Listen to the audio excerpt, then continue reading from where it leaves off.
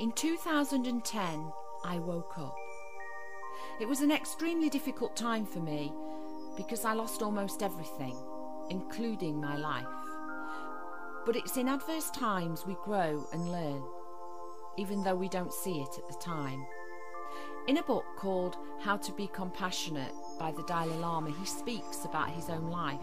He quotes, "In my own life, the most difficult periods have been the times when I have gained the most knowledge and experience."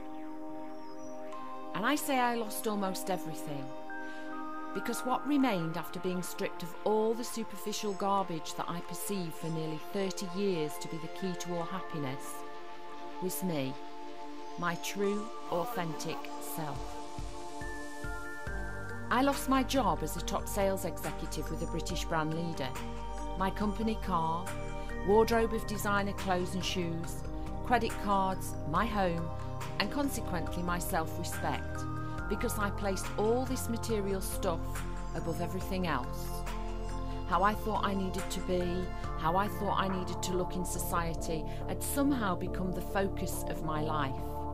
And sadly, this self-centered approach of my this, my that, my body, my car, my promotion affects so many of us, galvanised by years of cleverly constructed marketing engineered by banks and large corporate businesses to make huge profits. What baffles me the most about this time is how I couldn't see that my constant bouts of severe depression, anxiety, stress, low self-esteem and debt, a consequence of my spending addiction, were all painting a completely different picture, and it wasn't happiness. Now, you might be thinking, what the hell has this got to do with wildlife? Well, actually a lot. I owe my life to nature and wildlife, because at my most desperate time, it was nature and wildlife that reopened my heart and reminded me of who I truly was. The little girl who wouldn't chew a pigeon, who spent most Sunday afternoons picnicking in the Derbyshire countryside, who grew up and even during her facade still wouldn't tread on a spider, and who is passionate about the welfare of every damn creature on this planet.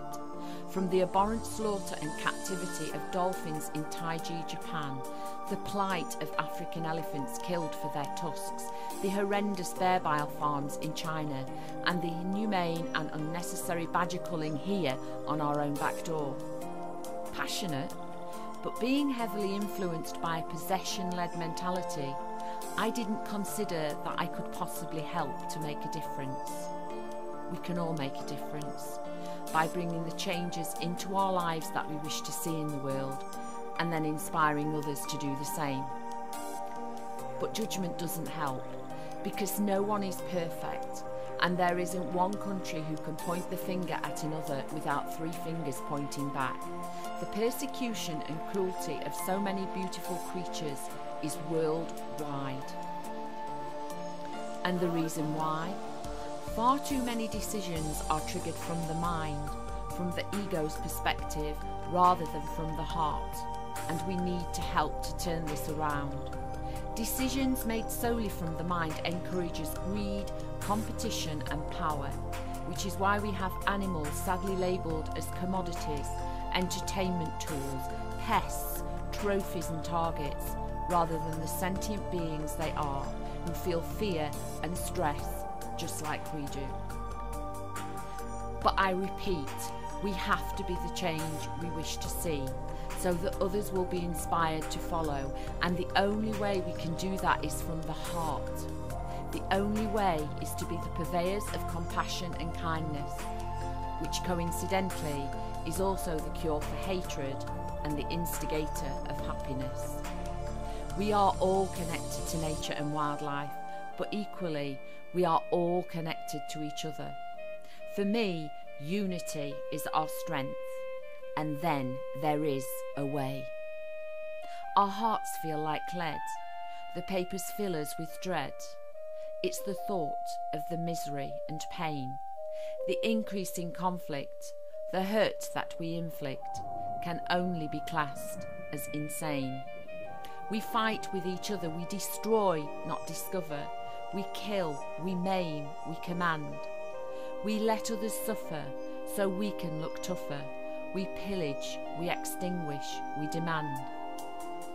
And the gasps and the sighs as we see through our eyes the devastation we cause to our land. The majestic we cull, so that pockets are full, from the sale of ivory and fur to look grand. And why is it we feel that it's okay to steal the dolphins that live in our ocean? For pure entertainment, we allow their containment, with no thought for their hurt or emotion. We cull and we hunt with the excuse to confront our protection from diseases and threat. But the only contamination is man's ego inflation, which will sadly be our biggest regret. We believe God is our role, with the need to control every creature, the land and the sea. We domineer and we boss, with disregard for the loss, yet the right way is to love and let be. Because we know there's a way, and we can change from today. We can help to enrich others' lives. We know there's a way, there is only one way. We've already proved that this one deprives. Whilst we live this old way, limitation will stay, yet there's more than enough to go round.